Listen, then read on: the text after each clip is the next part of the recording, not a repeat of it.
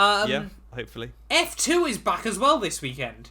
And I didn't realise until we spoke about it before this podcast, but only halfway through the F2 calendar still, because it has been the deadest year in F2 ever, because they completely ballsed up the calendar. It's been like 2 months between each race. It has been, and the problem is as well, isn't it, is, like, when we talk about driver rumours and stuff, all the hype seems to still be from last year's drivers, because no one remembers what happens this year. It's been so stupid. Ago. Literally. Like, I've watched, I think, every F2 race this season. Yeah. Even the one that was at 7:20 in the morning at Monaco. Wow. And because Joe was on pole, that's why.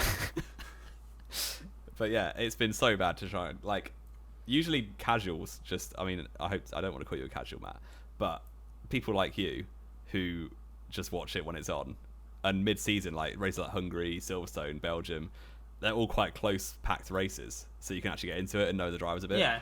I mean, you leave it 2 months between races, and you just forget who they all are. Like, what do these 3 letters mean? Yeah, to be fair, I'd say up until last year, I was probably a bit more of a casual fan of Formula 2. Like, I knew some of, like, the big names and things like that. But I really tried to make a conscious effort to watch as much of the F2 as I could this year. And the calendar has just ruined that for me. Because it's been, so far, Bahrain was a good race, obviously, because it's Bahrain. Bahrain, then we had a 2-month wait till Monaco, which is just a procession. 2 weeks till Baku. 2 weeks to Baku, which was carnage. 6 weeks to Silvo, and then another 2 months. 2 months. And why have we got so many street circuits? And then I've just noticed, it's another, like, 2.5 months between Sochi and Jeddah. Yeah, what a joke. It's ridiculous. It's so bad. I've heard rumours they're going back to the old format. No, they definitely are. Much better. There is no doubt that, like, numbers and interest has been down this year. Like, because the sprint races have just made no sense at all. No one risks anything in sprint 1. No. Because it completely ruins your weekend, basically. Yeah. It's just, like, don't get me wrong, I'm happy they tried changing it up a bit. But I'd rather we get 8 weekends a year with F2 and F3. I think the reason was to save costs, because obviously the teams like Prima and ART run teams in both. Yeah, but you don't save costs, though. How does that save costs if you're having to send mechanics to different tracks? Yeah, but you're not employing them. And they also well, they were going to send them out to America, weren't they, the F3 teams? Yeah, that's obviously now been cancelled. It's going to Sochi, which means that the one weekend this year where we get F1, F2, F3 is the one weekend we're at the worst track in the world. How are they going to fit all those races in? It's not actually that much action, to be fair.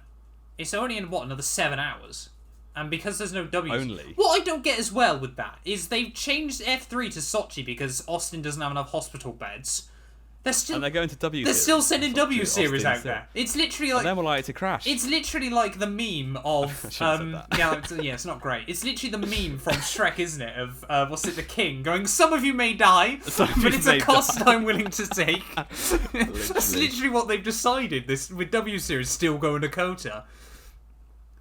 I don't get that. Kota is going to be so weird seeing anything other than F1 cars on it. Well, the problem was they originally put F3 at Kota because I remember a couple of years ago they had like the US F4 championship, I want to say, there. And it was like the last race of the year. And I think it was genuinely 6 cars showed up. It was like, they'd hyped it up all weekend as like the F1 like back-in race and stuff. And it was 6 cars on the grid. It was like the most dead thing in the world. Basically, yeah.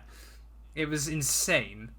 Because obviously like, they really hyped up. They got like, all these American young drivers, you'll see them on the F3 paddock next year. And like, what? 3 of them that might be any good. And then just 3 people that have still got a lot of money. Probably there. Probably.